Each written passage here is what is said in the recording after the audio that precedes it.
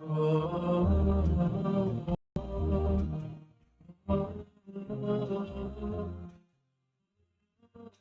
ini Ihkam TV akan menyajikan kajian berbobot yang kita namakan dengan Ta'mir, Telaah Akidah dan Pemikiran, yang akan dibawakan oleh Ustaz kita, pakar kajian turas klasik dan pemikiran kontemporer, Ustaz Abdul Masyhur Hafizahullah Ta'ala wa nafa'ana bi'ilmi. Saksikan setiap hari Jumat pukul 1 waktu Indonesia Barat hanya di Wesal TV dan Salam TV.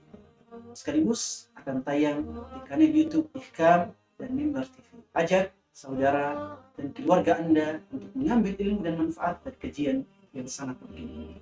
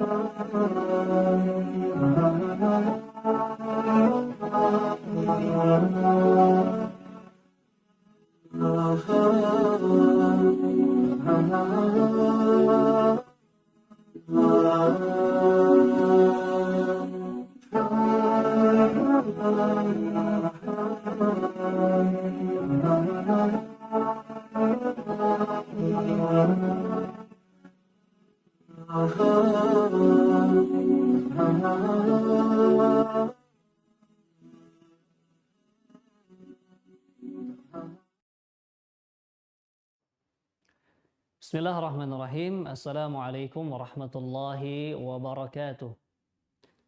Alhamdulillahi rabbil alamin. Wabihi nasta'inu ala umuri dunya waddin. Wassalatu wassalamu ala ashrafil anbiya'i wal mursalin. Nabiyyina Muhammadin wa ala alihi wa ashabihi. Wa man tabi'ahum bi ihsanin ila yaumiddin. Allahumma salli wa sallim wa barik wa an'im ala nabiyyina Muhammadin wa ala alihi wa ashabihi ajma'in. Allahumma 'allimna ma yanfa'una wanfa'na bima 'allamtana wa zidna 'ilman wa hudan wa tuqan wa salahan ya rabbal alamin. Ikhwani wa akhwati fillah, para pemirsa Mimbar TV yang dirahmati Allah Subhanahu wa taala. Alhamdulillah, tiada ucapan yang lebih pantas, lebih utama kita ucapkan di awal majelis ini melainkan ucapan tahmid, puji syukur kita kepada Allah Azza wa Jalla. Yang sampai detik ini Allah masih memberikan kepada kita berlimpah ruah nikmatnya yang tentunya tidak akan pernah bisa kita hitung. Dan salah satu nikmat yang perlu kita syukuri adalah ketika Allah mudahkan bagi kita jalan untuk menuju surganya. Dan salah satu jalan tersebut adalah talabul ilmi. Ya, sebagaimana Nabi sampaikan, man salaka tariqan yaltamisu fihi ilman, sahhalallahu lahu bihi tariqan ilal jannah. Barang siapa yang menapaki suatu jalan, dia berusaha mencari ilmu di dalamnya, maka Allah akan mudahkan jalannya menuju surga. Semoga kita semua termasuk golongan para penuntut ilmu yang Allah mudahkan jalannya menuju surga. Pemirsa yang budiman, kembali di acara program yang kita banggakan, yang kita nanti-nantikan, yaitu program Ta'mir, Telaah, Akidah dan Pemikiran yang diselenggarakan oleh Pusat Kajian Akidah Ihkam bekerja sama dengan Wisal TV dan Salam TV, yang tentunya masih bersama Ustadz kita, Syekh kita, Al-Ustadz Nidhal Masyhud Hafizahullah Ta'ala wa ra'ah. Tentunya sebelum kita mulai kajian ini, kita akan mengingatkan kembali para pemirsa bahwasannya kajian Ta'mir ini senantiasa akan diselenggarakan setiap pekannya, tepatnya di hari Jumat pukul 1 sampai 2 siang. Yang ini juga bisa diikuti oleh atau pemirsa ikuti dan pemirsa saksikan melalui satelit Wisal TV dan Salam TV, begitu juga dengan channel YouTube Mimbar TV dan Ihkam TV. Baik, pemirsa sekalian yang dirahmati Allah Subhanahu wa taala, kami juga mengingatkan agar faidah yang nanti kita akan dapatkan itu semakin bermanfaat bagi kita, maka kami mengingatkan silahkan dipersiapkan segala alat tulis ya, buku dan alat tulisnya, sehingga nanti apa yang akan disampaikan oleh Al-Ustadz kita bisa catat ya. Dikarenakan kalau sekedar mengikuti kajian tanpa kita catat itu akan mudah sekali lupa ya. Dan Imam Syafi'i pun pernah berkata, al-ilmu saydun, ilmu itu hewan buruan, wal qaid kitabatuhu ya. Dan pengikatnya adalah dengan menulis. Maka ikatlah ya faidah-faidah, pelajaran-pelajaran yang nanti akan disampaikan oleh Al-Ustadz dengan tulisan-tulisan di buku kita. Baik, sekarang sebelum kita memulai tentunya kita akan menyapa Al-Ustadz terlebih dahulu. Ya, apakah sudah terhubung dengan Ustadz Ridwan? Ahlan. Assalamualaikum ya Ustadz. Waalaikumsalam warahmatullahi Ahlan wa wabarakatuh. Apa kabar? marhaban bikum. Ahlan. Ma'akum akhukum fillah Rahmat Abu Aufa. Masya Allah, marhaban, marhaban. أهلا كيف حالكم؟ كيف أخباركم بخير؟ Bikhair, Masya alhamdulillah, nahmadulillah. Allah. Asalullah Ta'ala semoga Allah senantiasa menjaga Ustadz kita dan keluarga beliau, sehingga beliau senantiasa bisa memberikan banyak faidah dan pelajaran kepada kita semua. Insya Allah di kesempatan yang berbahagia ini, Ustadz akan membahas tema yang berkaitan dengan keagungan Allah Subhanahu wa Ta'ala. Dan tentunya juga kita akan membuka sesi tanya jawab insya Allah.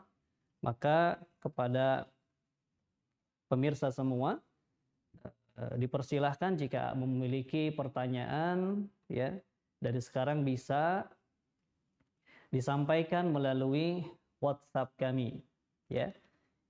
Insya Allah kita akan berikan nomornya ya di layar nanti ketika Ustadz atau ketika nanti sudah memasuki sesi tanya jawab ya. Itu bisa disampaikan di nomor yang ada di bawah itu.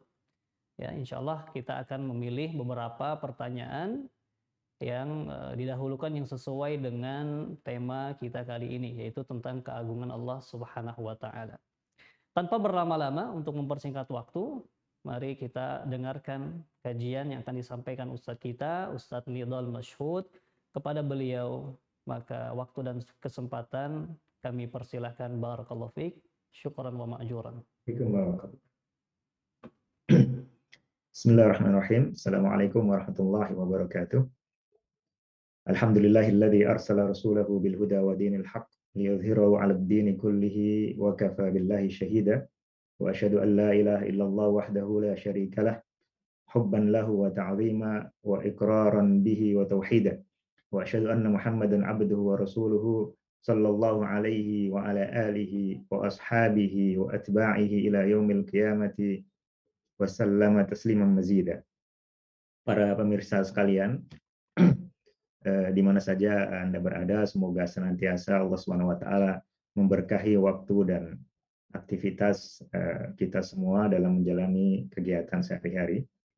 Alhamdulillah pada kesempatan kali ini kita kembali bisa melanjutkan program telaah akidah dan pemikiran kita.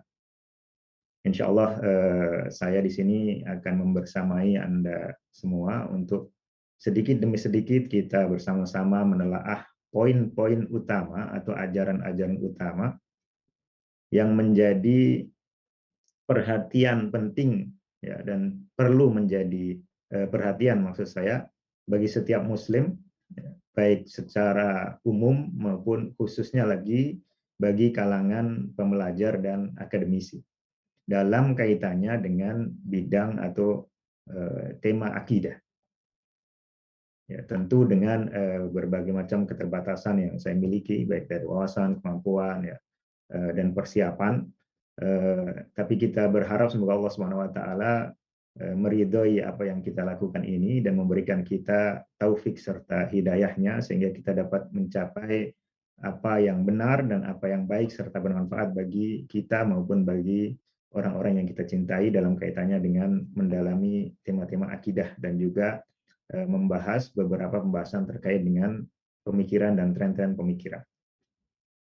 Para pemirsa sekalian, seperti sudah kita tekankan pada pertemuan pendahuluan sebelumnya, ya, bahwa ajaran agama Islam ya, mencakup segala macam jenis ajaran yang ada di dalamnya.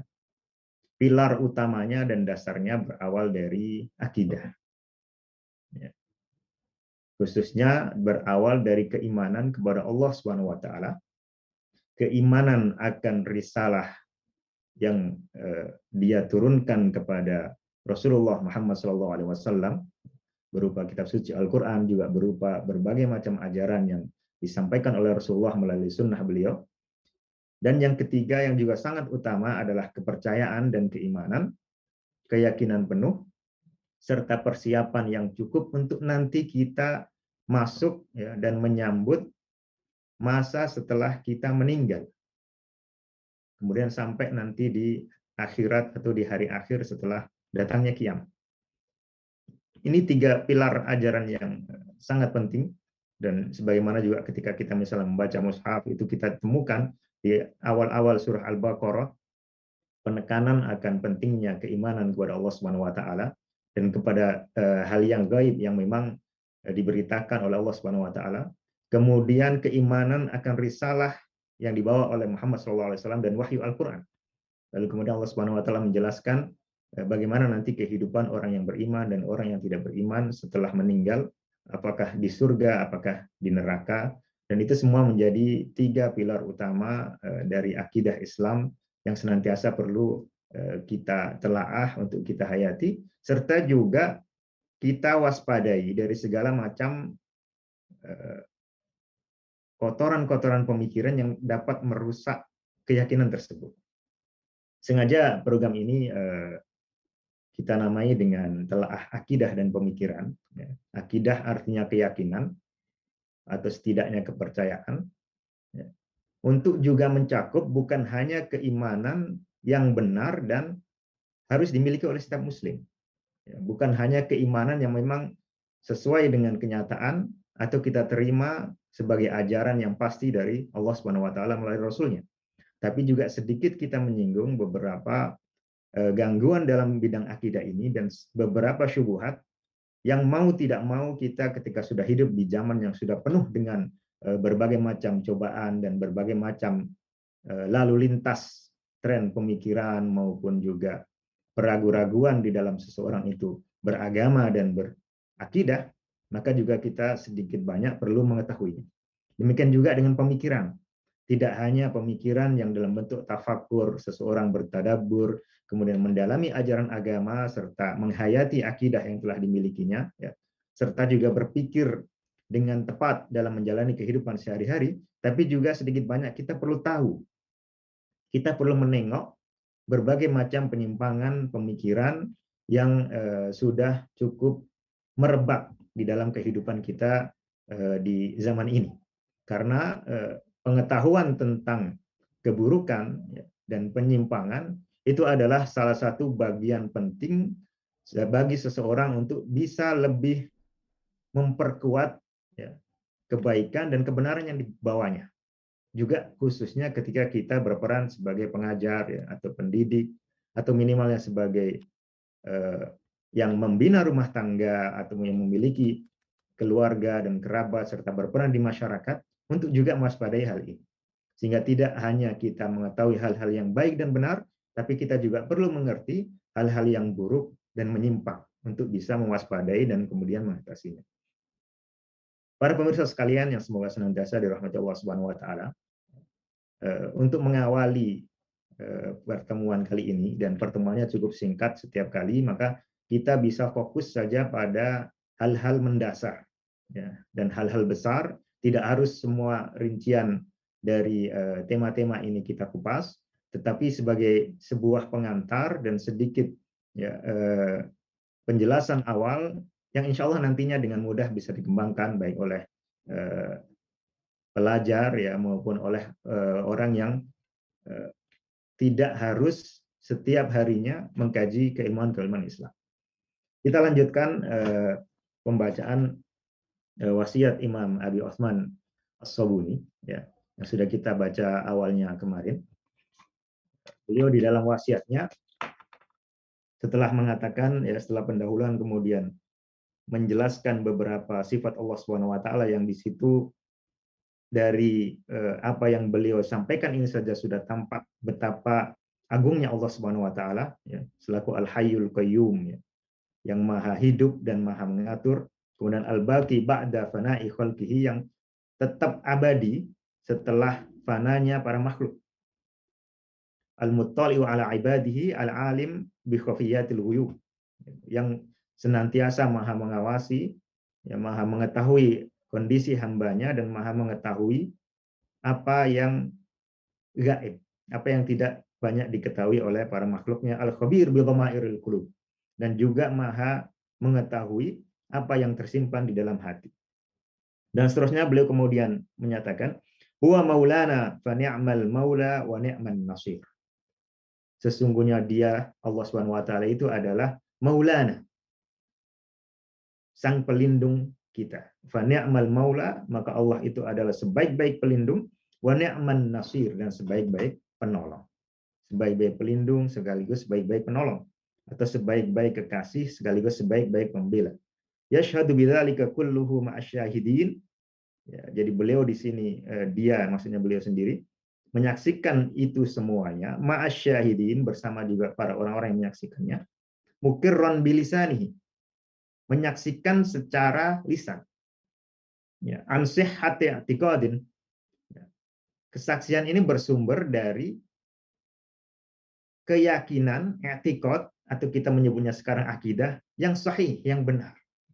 Jadi bukan hanya sekedar bumbu lisan, bukan hanya sekedar KTP, ya, bukan hanya sekedar catatan, tetapi betul-betul pengungkapan keyakinan akan kebenaran Allah Subhanahu wa taala, kemudian keagungan Allah Subhanahu wa taala serta kemahasempurnaan dan kemahaesaan Allah Subhanahu wa taala ini betul-betul berangkat dari keyakinan yang bersih, ya, dan yang benar. Wasid keyakinin, dan sejujur-jujurnya keyakinan. Jadi i'tiqad dan yakin. Wa yatahammaluha 'anil munkirinal jahidin. Dan kemudian dia, maksudnya beliau sendiri, ya, teguh mempertahankan akidah ini 'anil munkirinal jahidin, dalam melawan orang-orang atau kalangan yang mengingkarinya, ya, dan mendustakannya.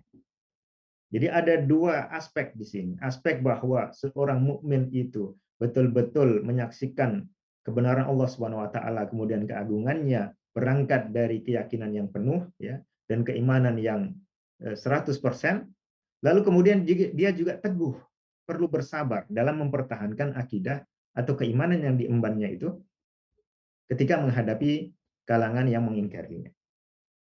Wa yu'idduha liyaumiddin, dan menyiapkannya untuk yaumuddin, untuk hari pembalasan. Artinya disiapkan akidah ini untuk akhirat. Yauma la yanfa'u malu wala banun illa man atallaha biqalbin salim. Pada hari atau pada masa di mana tidak lagi ada gunanya harta benda dan anak keturunan. Karena setiap orang akan datang masing-masing, ya, membawa akidah dan keimanannya, membawa pahala atau amalan yang dulunya dia lakukan, ya, baik buruk maupun yang baik maupun yang buruk, itulah yang kemudian nanti akan menjadi modal, ya, dia menghadapi alam akhirat. Bukan lagi harta benda, bukan lagi kerabat, bukan lagi anak keturunan dan segala macam. Illa man atallaha biqalbin salim, kecuali orang yang datang kepada Allah dengan hati yang salim, dengan hati yang bersih. Orang seperti inilah yang akan bermanfaat semua apa yang telah dilakukannya di alam dunia, dan juga akan bermanfaat pula segala kebaikan atau sumber-sumber yang dapat mengampuni dosanya ataupun menambah kerahmatan Allah Subhanahu wa taala terhadapnya, ya, termasuk juga syafaat Rasulullah SAW dan syafaat semua kaum yang beriman, kalau dia datang ke akhirat itu dengan hati yang bersih, jauh dari yang namanya syirik. Yauma la yughni maulan an maulan syai'aw wa la hum yunsarun illa man rahimallah innahu huwal azizur rahim. Ini substansinya sama dengan ayat yang sebelumnya. Jadi pemirsa sekalian, rahimanillah wa iyyakum, pengetahuan kita atau kesadaran kita akan keagungan Allah Subhanahu wa taala ini adalah modal utama ketika kita nanti akan menjalani kehidupan di alam akhirat. Dan tentu itu juga menjadi modal utama di dalam kita menghadapi kehidupan dunia. Ya, baik yang terkait dengan kegiatan kita di bidang keilmuan, ya, ketika seseorang belajar, ketika seseorang sedikit demi sedikit mengupas ajaran agama maupun juga mempelajari keilmuan duniawi, maka kesadaran atau penghayatan akan keberadaan dan keagungan Allah Subhanahu wa taala ini menjadi modal yang sangat utama yang akan menentukan bagaimana dia berjalan di wilayah tersebut. Demikian juga ketika seseorang bergerak di bidang yang lebih praktis, ya, ketika bekerja, dimanapun dia bekerja dan di bidang apapun, ya, bekerjanya di kantor, apakah bekerjanya di lapangan, apakah bekerjanya di sawah, ataukah bekerja di tempat-tempat yang lain, ya, semua itu adalah dalam kerangka atau di dalam bawah payung keimanan kepada Allah Subhanahu wa taala. Dan keimanan itu baru akan terhayati dengan kuat manakala seseorang senantiasa merasakan keagungan Allah Subhanahu wa taala.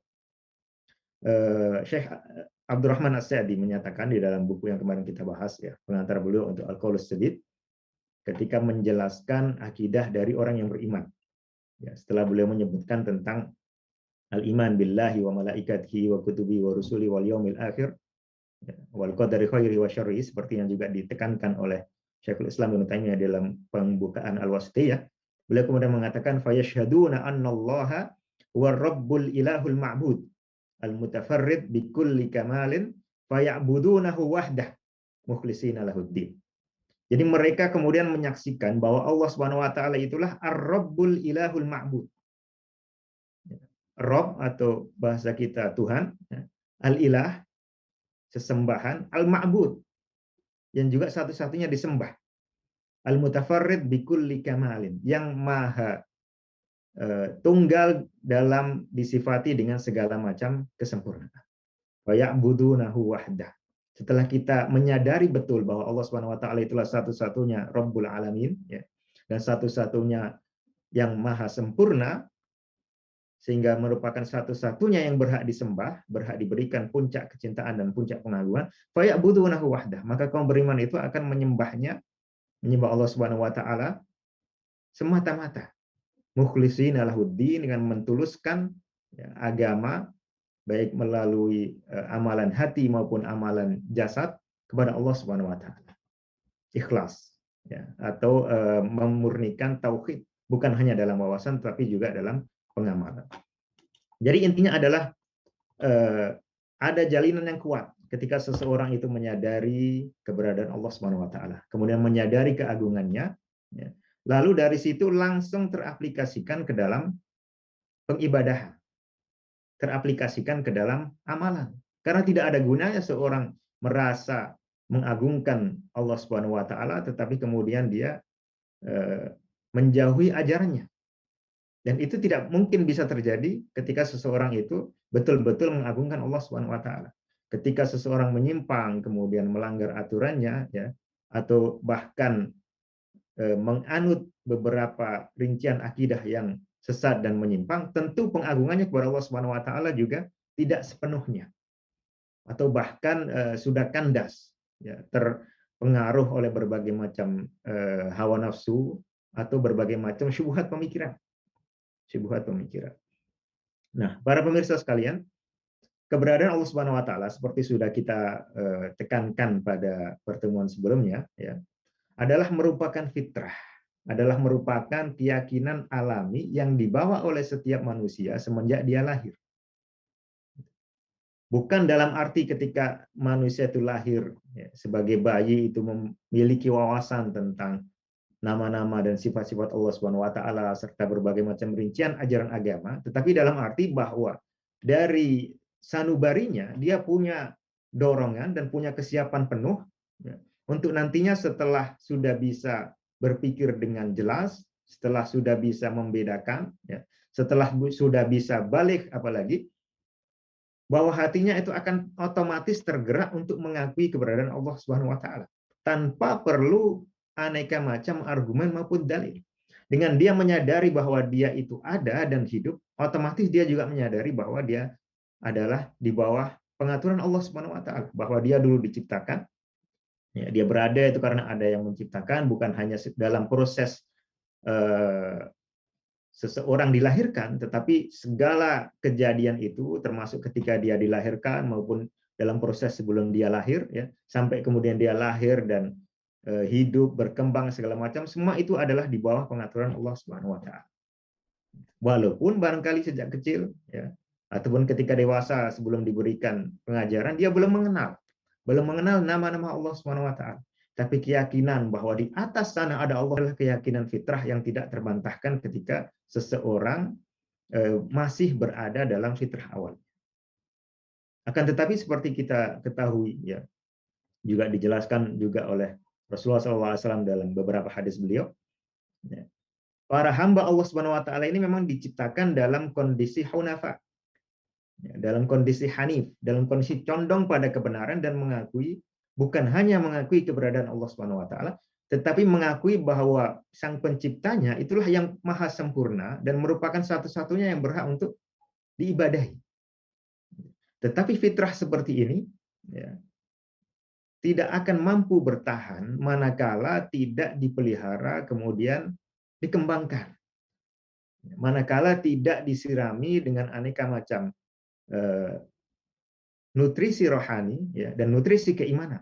Apalagi ketika justru dirusak oleh ajaran agama yang menyimpang dari fitrah Allah Subhanahu wa taala ini.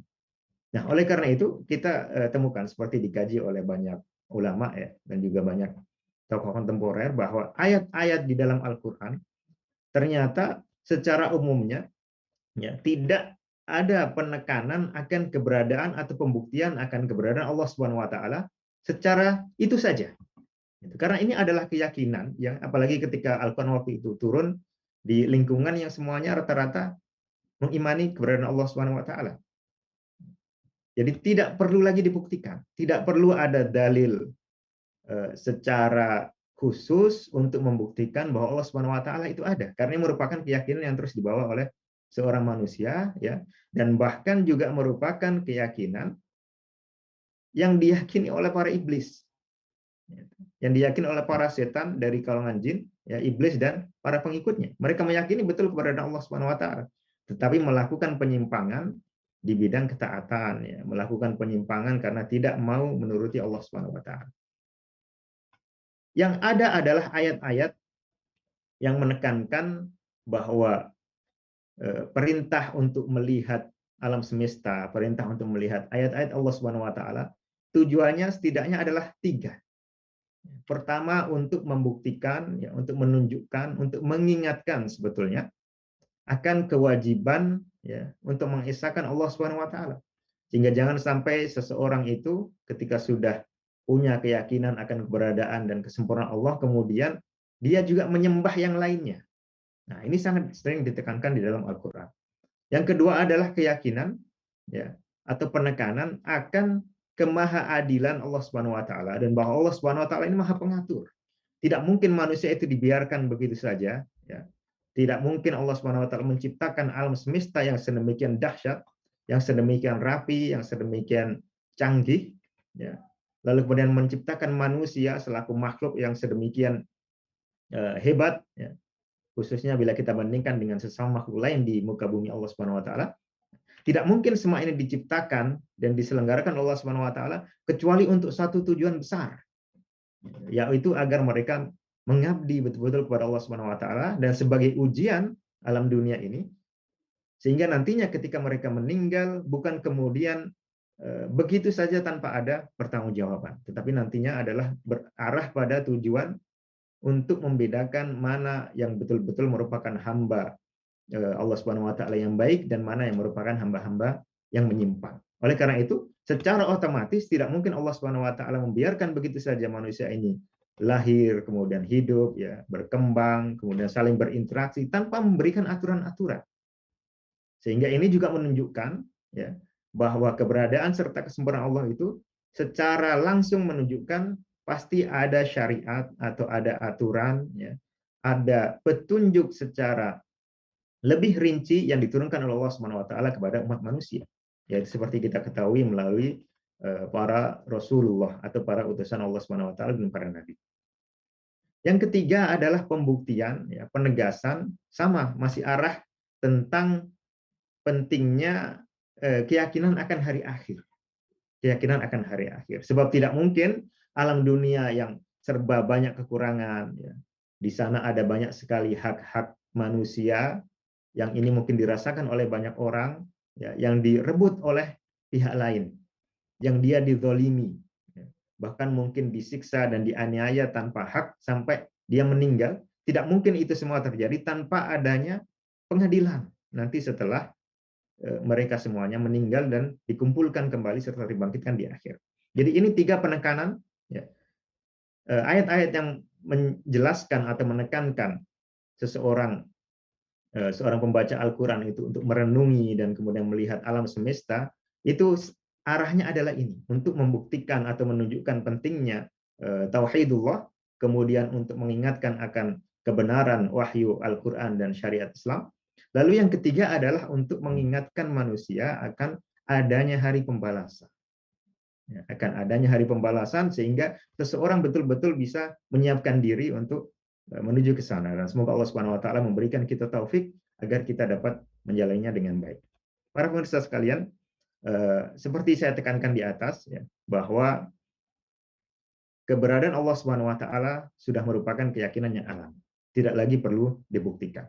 Bahkan justru akan sangat aneh ketika seseorang kemudian mengingkari hal ini. Yang kita temukan ayat yang justru dengan nada menunjukkan bahwa pengingkaran ini adalah sesuatu yang sangat aneh. Ya, sesuatu yang sangat aneh. Karena dia sejak awal sudah dimiliki oleh setiap manusia. Dan bahkan juga diakui oleh kaum musyrikin. Hanya saja mereka kemudian menyekutukan Allah Subhanahu wa taala. Jadi misalnya ayat yang sangat terkenal, ya, am khuliqu min ghairi syai'in am humul khaliqun. Apakah mereka itu diciptakan min ghairi syai'in? Ya, kata Ibnu Abbas, min ghairi rabbin. Ya, tanpa adanya Tuhan.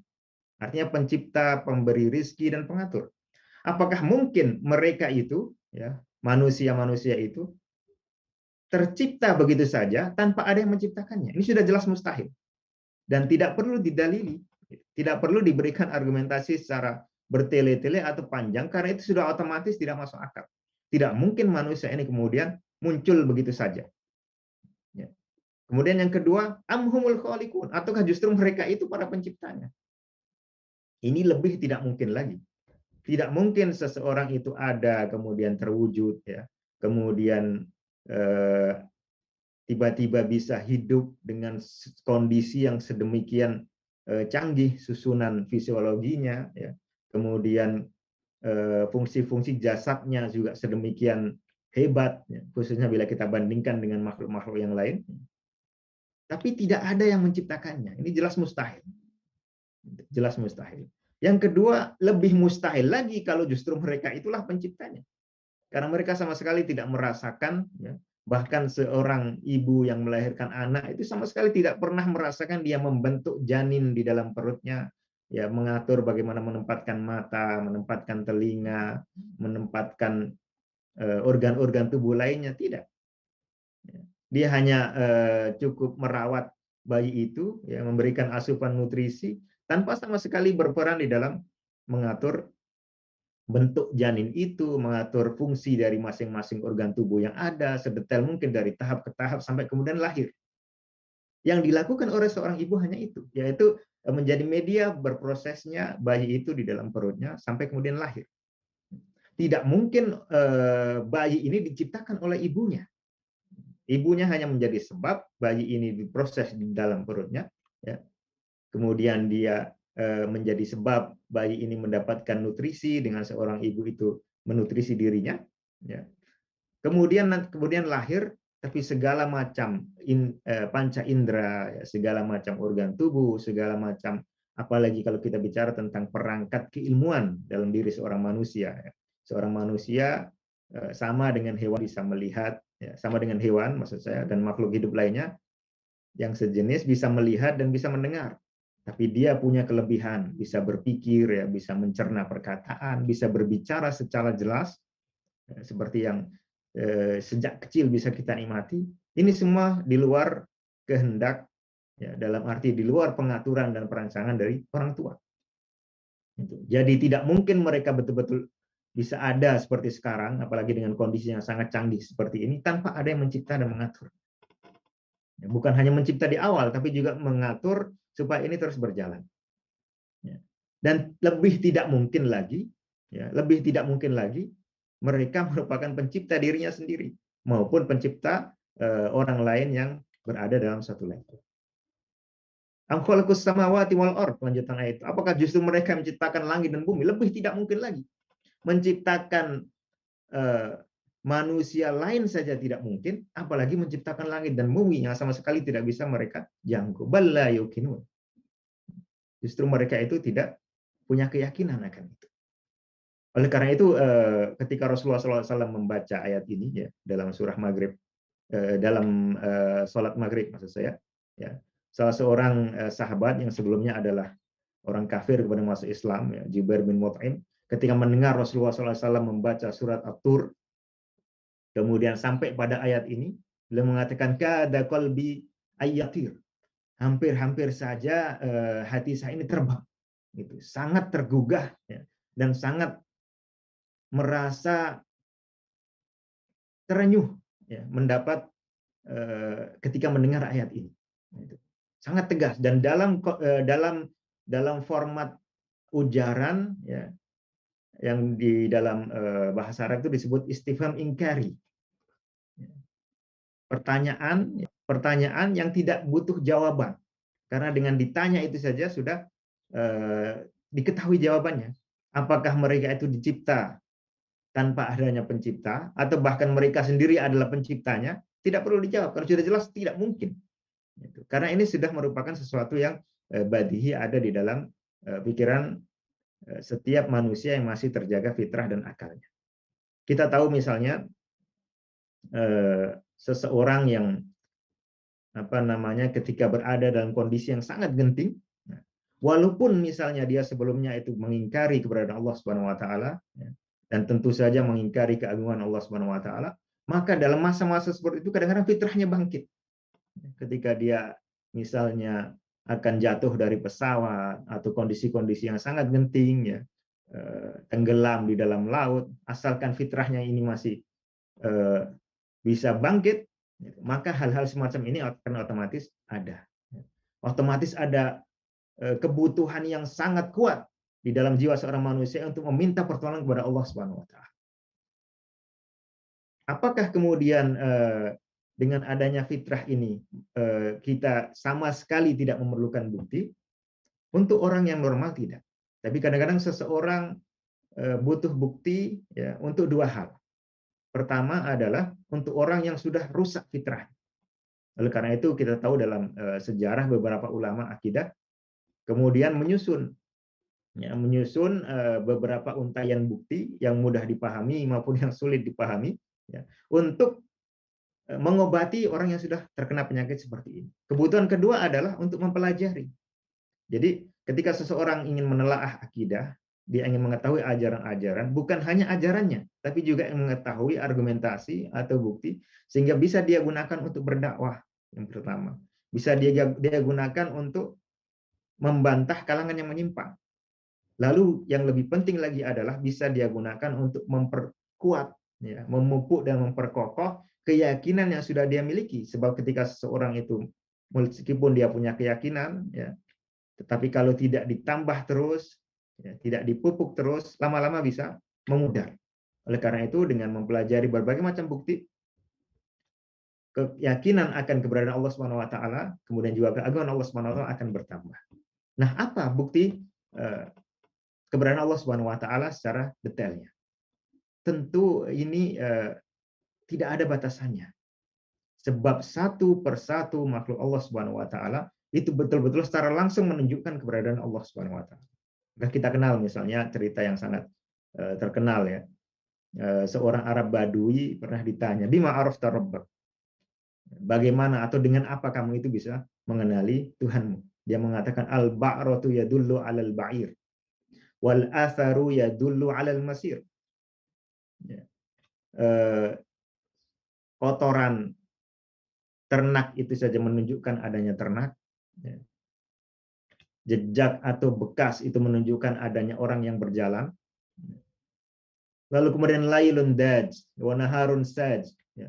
Malam yang gelap, ya, dengan berbagai macam keunikan alam raya yang terjadi ketika malam hari atau bisa disaksikan ketika malam hari, ya. Berbagai macam bintang di langit, kemudian ada bulan dan berbagai macam yang bisa kita saksikan ayat-ayat Allah Subhanahu wa taala di waktu malam, ya. Kemudian juga di waktu siang, siang yang silih berganti datang bergiliran dengan malam. Kita melihat matahari dan melihat aneka macam hal di bumi, ya.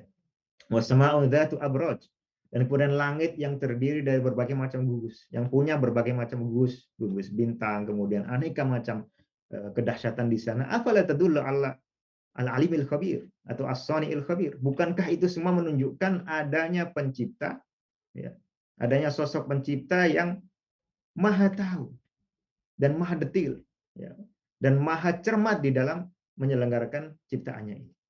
Oleh karena itu, ini menjadi sesuatu yang tidak perlu juga dibuktikan. Itu cukup diingatkan seseorang itu, ya, kalau kita melihat ya, satu alat, misalnya mesin komputer atau satu kendaraan, sepeda motor atau motor, secara otomatis kita berpikir tidak mungkin ini begitu saja ada. Apalagi ketika sedahsyat alam raya ini. Kalau seseorang itu memasukkan, ya, katakanlah 5 kertas misalnya, berisi tulisan 1, 2, 3, 4, 5, atau ditambah lagi, ya, 10 kertas, ya. Ketika dimasukkan ke kotak, kemudian dikeluarkan tanpa tahu isinya, ya, kemungkinan dari keluarnya angka 1 atau angka 2 atau angka 5, satu persatu angka itu setidaknya adalah 10%. Gitu. Setidaknya butuh 10 kali percobaan untuk satu angka itu keluar, dan itu pun belum tentu karena masih sekedar berupa probabilitas atau kemungkinan. Apalagi ketika misalnya dia menghendaki itu semua keluar dengan urut 1, 2, 3 sampai 10. Ini baru masalah angka. Dia butuh mungkin sekitar kemungkinannya itu mungkin sekitar 10 juta atau bahkan 10 miliar. 10 miliar kemungkinan. Itu baru ada satu kemungkinan.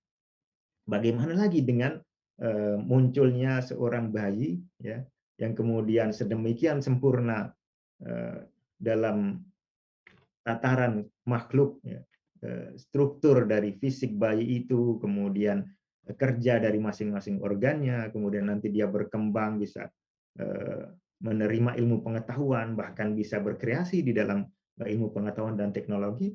Subhanallah, tentu ini semua tidak muncul tanpa berasal dari Sang Pencipta yang Maha Agung. Para pemirsa sekalian, sebagai penutup dari pengantar ini, sebelum kita buka barangkali sesi tanya jawab, kenapa keagungan Allah Subhanahu wa taala ini senantiasa perlu dipuji? Kembali lagi ke pertanyaan awal, ya. Selain nanti kita menjadi punya semakin kuat, ya, kesadaran di dalam jiwa, kemudian juga penghayatan kita akan keagungan Allah Subhanahu wa taala ini, ya. Maka pengenalan ini, ya, paling tidak ada 3 tujuannya. Yang pertama adalah menetapkan atau memperkokoh apa yang memang sudah kita yakin. Jadi sebagai seorang muslim, sebagai seorang mukmin, tidak perlu lagi kita berpikir aneh, ya, menggugat kembali ajaran agama yang kita terima sejak kecil, ya, dengan alasan bahwa supaya lebih objektif saya keluar dari agama dulu, ya, paling tidak dalam wilayah akademis seperti itu, ya, kemudian melihat dari luar. Ini justru salah. Ya, orang yang sudah berada dalam keyakinan yang benar, tidak ada lagi di luar itu kecuali kebatilan. Gitu. Ketika dia meragu-ragukan apa yang sebenarnya sudah tertanam di dalam dirinya, maka sampai bagaimanapun tidak akan bisa sampai pada keyakinan, karena dasar dari keyakinan itu sudah dilepaskannya. Ini yang pertama. Jadi memperkokoh apa yang sudah ada. Liyatma'inna qalbi, untuk lebih memperkuat hati. Kita kutip dari ucapan Nabi Ibrahim alaihissalam. Ya, beliau yakin, tapi juga untuk memperkuat ketetapan hati. Karena dengan semakin banyaknya bukti, semakin banyaknya argumentasi yang diterima, maka semakin kuat pula keyakinan yang sudah diyakini sebelumnya. Kemudian yang kedua, ya, ini juga sangat penting. Yang kedua, seorang manusia itu punya jiwa, ya, punya hati, punya nurani. Sebagaimana badan manusia itu butuh suplai nutrisi untuk energi dan kehidupannya dan perkembangannya dengan makan dan minum, ya. Kemudian kadang juga butuh istirahat supaya badannya ini bekerja dengan baik. Kemudian dia juga butuh imun untuk menghadapi penyakit dari luar. Maka demikian juga rohani dan jiwa manusia. Bahkan lebih, kebutuhannya sangat tinggi untuk mendapatkan nutrisi rohani. Dan nutrisi rohani yang paling utama adalah penghayatan akan pengenalan Allah Subhanahu wa taala. Dari situlah maka muncul zikir. Nah, zikir itu untuk mengingat-ingat, menyebut Allah Subhanahu wa taala. Ketika pagi dan sore kita dianjurkan untuk melakukan zikir. Ketika kita melakukan sholat, setidak-tidaknya ya yang wajib dilakukan. Ya. Kemudian juga menambah dengan berbagai amalan yang sekian banyak, itu intinya adalah berzikir, mengingat Allah Subhanahu wa taala supaya tidak lupa, supaya tidak lalai. Ya. Ini yang kedua. Kemudian yang terakhir, yang ketiga adalah supaya dengan pengagungan ini muncul sikap yang positif dan muncul ya amalan yang nyata, yang tegas, yang itu dibingkai oleh rasa takut akan Allah Subhanahu wa taala dan rasa harap-harap akan pahala Allah Subhanahu wa taala. Ya, dengan menyadari keagungan Allah Subhanahu wa taala. Sedemikian agungnya Allah Subhanahu wa taala, mana mungkin seorang mukmin ya yang sudah mengakui itu kemudian tidak mencintai Allah, tidak mungkin. Lalu bagaimana mungkin dia kemudian berani-berani untuk melanggar aturan Allah Taala? Muncul rasa takut.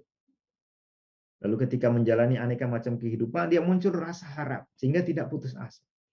Ketika mendapat kesulitan, dia tidak putus asa, ya tetap sabar. Kalau bisa syukur-syukur, bisa ridho. Lalu ketika menghadapi nikmat yang baik, dia juga tidak kemudian lalai, tapi bersyukur menggunakannya di dalam kebaikan. Pemirsa sekalian, barangkali itu yang sedikit yang bisa saya sampaikan untuk pengantar ya. Saya kembalikan barangkali ke Ustaz Rahmat. Apakah ada pertanyaan? Silakan. Baik. Jazakallah khairan wa barakallahu fiik. Kita ucapkan terima kasih kepada Ustadz Nidhal atas paparan penjelasan yang luar biasa. Sangat banyak manfaat, faidah, pelajaran yang kita bisa ambil di siang hari ini ya.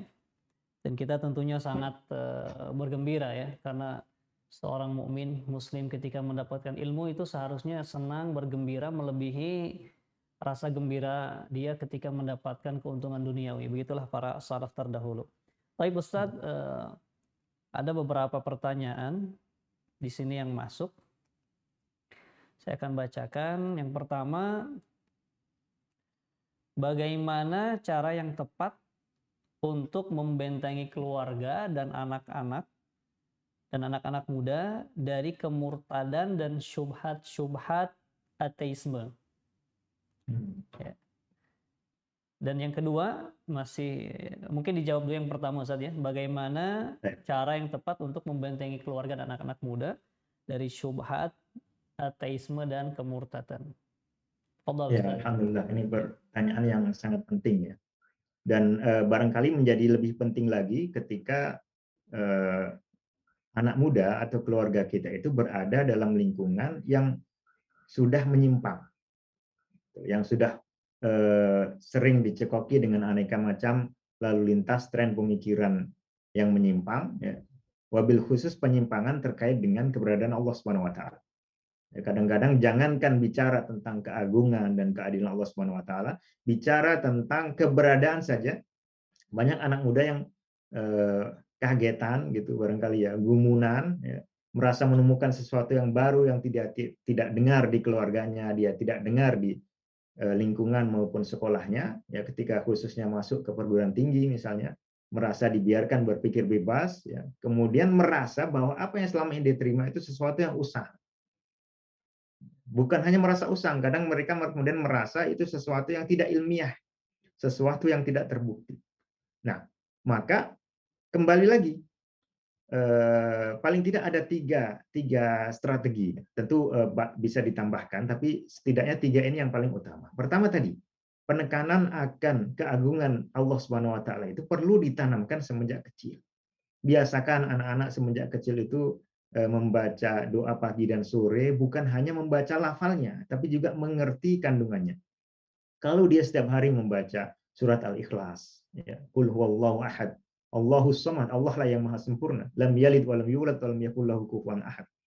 Kemudian ayat kursi, ya, misalnya Allahu la ilaha illa huwal hayyul qayyum, dan seterusnya. Kemudian surah Al-Fatihah, Alhamdulillahirabbil alamin, Ar-Rahmanir Rahim, Maliki yaumiddin. Dia baca bukan hanya pagi dan sore, tapi bahkan setiap sholat.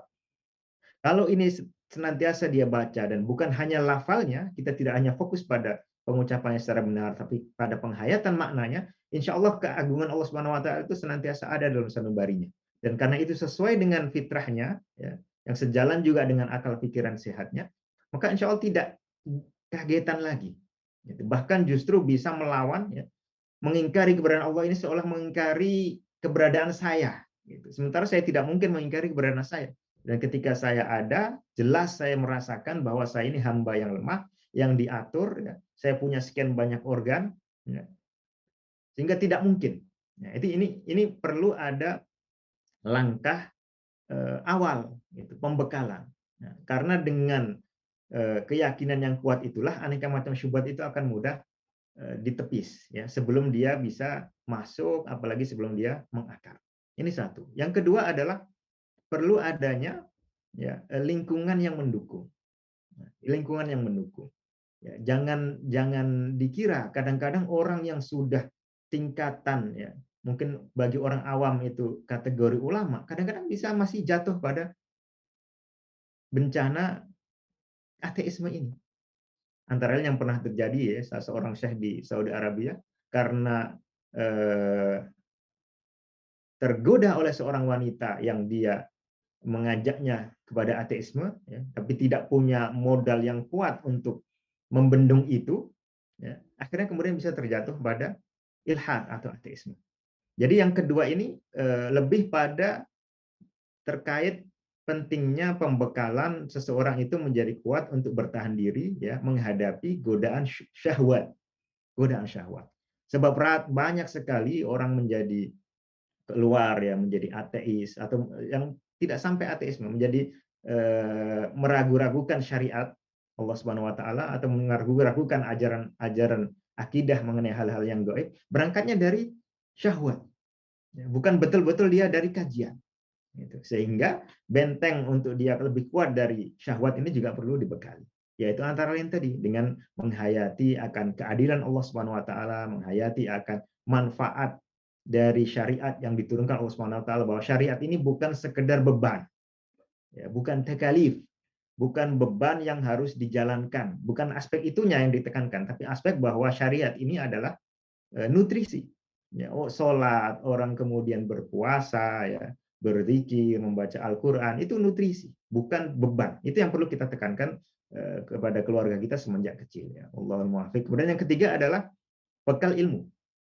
Ya, dengan bekal ilmu, ya, insya Allah syubhat-syubhat itu beritahukan, ya, ketika seseorang sudah punya pengagungan kepada Allah SWT yang kuat, ya, kemudian dia punya benteng mental untuk menghadapi gangguan syahwat, berikan juga benteng untuk menghadapi syubhat. Jadi syubhat tidak diberikan di awal, sangat bahaya kalau diberikan di awal. Tapi berikan ketika seseorang itu sudah tahu mana yang benar, ya, tahu argumentasinya, kemudian bisa menghayatinya, sehingga itu bukan hanya berupa wawasan saja, tapi betul-betul dihayati dalam hati dan perasaan. Nah, saat itulah dia layak untuk diberikan bekal. Ini syubhat-syubhatnya, jawaban-jawabannya seperti ini. Kadang-kadang sangat simpel, ya, tapi kalau tidak punya jawaban, bisa membuat seorang anak muda bingung. Misalnya, dulu sering ada syubhat, kalau Allah itu dibuktikan dengan adanya alam raya yang serba teratur, ya, kemudian siapa yang mengatur Allah? Nah, ini kan salah satu bentuk syubhat. Kalau semua hal ini ada penciptanya, lalu siapa yang mencipta pencipta?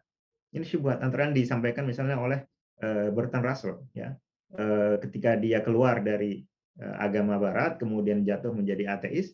Salah satu pertanyaan seperti ini. Padahal pertanyaan itu sangat naif. Gitu. Bagaimana mungkin kita mempertanyakan kapan Allah Subhanahu wa taala dicipta sementara Allah Subhanahu wa taala sama sekali tidak pernah tidak ada. Beda dengan kita manusia yang sekian tahun yang lalu tidak ada kemudian menjadi ada. Itulah yang bukti pencipta. Gitu. Kemudian kita menjadi teratur ya misalnya badan dan fisik kita ataupun segala yang kita miliki ini teratur tanpa sama sekali campur tangan dari kita dan kita tidak merasakan. Gitu. Bahkan kalau kita misalnya menggerakkan tangan, menggerakkan tangan, kita bisa menggerakkan tangan ini kan melalui adanya keinginan. Kemudian kita punya jasad, ya, lalu kita punya kemampuan untuk itu. Nah, tapi keinginan ini, ya, keinginan ini muncul begitu saja, bukan kita ciptakan, ya, bukan kita kreasi. Penggerakan tangan ini dilakukan oleh keinginan kita, tapi keinginan muncul begitu saja. Apakah mungkin keinginan muncul begitu saja tanpa ada yang menciptakannya? Tidak mungkin. Jadi dari hal-hal yang sederhana dalam kehidupan kita sehari-hari tanpa harus mempelajari alam semesta di angkasa ya tanpa harus detail di dalam biologi, tanpa harus detail dalam fisika, kita dalam kehidupan sehari-hari sudah bisa merasakan itu. Setiap gerak dan kejadian yang kita terima itu menunjukkan Allah Subhanahu wa taala. Kemudian contoh misalnya syubhat tentang keadilan, itu juga sering muncul. Ya, jadi insya Allah nanti dalam pertemuan berikutnya kita akan bahas tentang keadilan Allah Subhanahu wa taala ya, dan beberapa jawaban atas syubhat terkait itu. Itu misalnya orang meragukan kenapa ada yang dibikin menjadi jahat, kenapa ada yang dibikin bagus. Lalu yang jahat kemudian disiksa. Nah, ini kan juga salah satu bentuk syubhat. Padahal syubhat itu sangat naif. Ya, siksaan dan yang diberikan nanti setelah seseorang meninggal dan di hari akhir itu adalah berdasarkan kelakuannya ketika dia di bumi. Ketika dia hidup di dunia, bukan diberikan begitu saja sebagai sebuah bentuk kezaliman. Nah, barangkali itu. Wallahu a'lam. Atas ucapannya, atas jawabannya Ustadz. Jadi kurang lebih ada 3 ya tadi strategi yang disampaikan Ustadz untuk membentengi keluarga dan anak muda. Yang pertama adalah menanamkan keagungan Allah. Yang kedua tadi lingkungan yang mendukung, ya, lingkungan cukup berpengaruh. Dan ketiga adalah bekal ilmu. Pertanyaan kedua Ustadz, mungkin ini yang terakhir. Ya, silakan, mungkin singkat. Ya. Bagaimana dengan pendapat sebagian ulama bahwa akidah tentang keberadaan Allah itu harus melalui bukti dan dalil-dalil akli seperti yang dipelajari dalam ilmu kalam? Silakan untuk ditanggapi ya Ustaz. Ya, alhamdulillah. Ya, seperti kita tekankan dalam pembahasan di awal tadi ya, dan sudah jelas itu terwujud di dalam ayat-ayat suci Al-Qur'an bahwa keyakinan akan keberadaan Allah Subhanahu wa taala ini sudah merupakan keyakinan fitrah setiap manusia. Ya. Dan bahkan ditegaskan la tabdila li khalqillah, tidak ada perbedaan ya. Selalu secara sunnahnya Allah Subhanahu wa taala menciptakan manusia dengan fitrah yang modal untuk mengetahui hal ini. Dan itu juga diakui oleh beberapa kalangan mutakallimin. Misalnya Asy-Syahrastani, Ar-Razi, dan Al-Ghazali ketika membahas mengenai fitrah ini. Nah, apakah tetap wajib untuk dalil? Nah, justru di sini pertanyaannya. Kalau itu sudah diyakini ya, dan sudah benar, apalagi gunanya dalil? Apalagi gunanya diwajibkan dalil? Tentu tidak. Kalau kita sudah tahu bahwa kita ini ada, tidak perlu lagi bukti untuk membuktikan bahwa kita ini ada. Ini satu. Ya. Jadi bukti itu diperlukan adalah ketika belum jelas. Kalau sudah jelas dan itu benar, maka tidak lagi diperlukan bukti. Baru untuk orang yang rusak fitrahnya, ya, atau untuk mempelajari supaya kita lebih mudah dalam menghadapi aneka persoalan keilmuan maupun kemasyarakatan, disitulah baru diperlukan. Jadi baru diperlukannya ketika memang diperlukan, karena ini sudah menjadi semacam obat. Gitu. Dan diperlukan untuk memperkokoh. Memperkokoh, bukan diharuskan seseorang itu membuktikannya dulu, baru kemudian meyakini atau mempercayai. Karena itu sebetulnya sudah ada di dalam dirinya. Maka ketika seorang masuk Islam sejak zaman Rasulullah, sarannya satu, langsung bersyahadat, menyaksikan, ya, mengungkapkan apa yang memang sudah dia yakini, tanpa perlu lagi diharuskan untuk mendalami. Kemudian yang kedua, poin yang keduanya adalah ya, bukti akan keberadaan Allah Subhanahu wa taala sangat banyak. Antara yang tadi dalil-dalil bahkan semua makhluk yang ada di sekitar kita ini menunjukkan keberadaan Allah Subhanahu wa taala dan berbagai macam argumentasi rasional ya. Tapi perlu diwaspadai bahwa di dalam sejarah tren pemikiran yang berkembang di dunia Islam muncul beberapa kalangan yang berusaha mengkreasi menggunakan beberapa argumentasi ya untuk keberadaan Allah Subhanahu wa taala, bahkan mengunggulkannya itu di antara argumentasi dibandingkan argumentasi fitrah dan ayat-ayat Allah tadi dan juga qiyasul aula, tapi justru argumentasi yang digunakan yang disusun mengandung banyak cacat ilmiah ya, mengandung banyak persoalan rasional gitu. Misalnya berdalil ya, bahwa Allah Subhanahu wa taala atau pencipta itu ada karena alam semesta ini adalah korpus-korpus. Kenapa korpus itu membutuhkan pencipta? Karena korpus ini butuh aksiden. Kenapa aksiden itu harus ada penciptanya? Karena katanya aksiden berganti-ganti, silih berganti. Tidak mungkin silih berganti terus dari masa lampau itu tanpa ujung. Gitu. Atau yang dikenal dengan tasalsul a'rad atau tasalsul hawadis atau tasalsul af'al atau dawamul af'al. Kenapa itu harus begitu? Karena katanya apa yang menyertai apa yang silih berganti itu tidak mungkin kalau dia juga tidak sesuatu yang sebelumnya tidak ada kemudian menjadi ada. Itu masing-masing premis dari argumentasi mengandung banyak persoalan. Ya, Allah alam apakah nanti kita punya kesempatan untuk sedikit mengupasnya. Tapi ini salah satu contoh bentuk ya orang ingin membuktikan apa yang sebenarnya itu sudah jelas, tapi justru menggunakan argumentasi yang mengandung banyak masalah. Maka bisa dibayangkan akibatnya ya ketika ini semakin didalami ya, padahal mengandung banyak persoalan ya, justru bukan keyakinan yang didapat tetapi yang dapat adalah keraguan-raguan. Kalau orangnya sendiri yang mengkaji dan menyiapkan argumentasi ini jatuh pada keraguan, bagaimana mungkin dia bisa memberikan keyakinan atau meyakinkan orang lain? Faqidu syai'i la yu'ti. Orang yang tidak punya keyakinan akan apa yang dia ingin promosikan tidak mungkin juga dapat meyakinkan orang lain. Nah, barangkali seperti itu ya Allah a'lam. Ustadz, mudah-mudahan jawaban dari Ustadz ini cukup jelas ya. Sebelum kita tutup Ustadz, mungkin berkenan untuk menyampaikan poin-poin ringkasan dari kajian kita di siang hari ini. Fadhal. Ya, pemirsa sekalian dan juga Ustadz Rahman barakallahu fikum. Dalam kesempatan ini tadi kita menekankan tentang pentingnya penghayatan akan keagungan Allah Subhanahu wa taala untuk manfaat bagi diri kita memperkokoh kemudian menghadapi penyimpangan dan juga untuk memicu semangat kita untuk beramal baik. Insya Allah dalam pertemuan berikutnya kita sedikit kupas tentang keadilan Allah Subhanahu wa taala dan beberapa jawaban atas syubhat mengenai hal itu. Ya, aku qouli hadza wa astaghfirullah li wa lakum. Tsumma shalatu ala nabiyyina Muhammad wa ala alihi wa sahbihi wasallam. Assalamualaikum warahmatullahi wabarakatuh. Waalaikumsalam warahmatullahi wabarakatuh. Kita ucapkan terima kasih jazakallahu khairan ya Ustadz atas penjelasan dan pemaparan yang begitu jelas dan atas ilmu-ilmu faidah yang disampaikan di kesempatan yang berbahagia ini. Kami semua dari Mimbar TV dan juga yang bekerja sama dengan Wisol dan Sanam TV undur diri. Maka kita tutup dengan doa kafaratul majlis. Subhanakallahumma bihamdik asyhadu an la ilaha illa anta astaghfiruka wa atubu ilaik. Wa sallallahu ala nabiyyina Muhammadin wa ala alihi wa ashabihi ajma'in. Assalamu alaikum warahmatullahi wabarakatuh.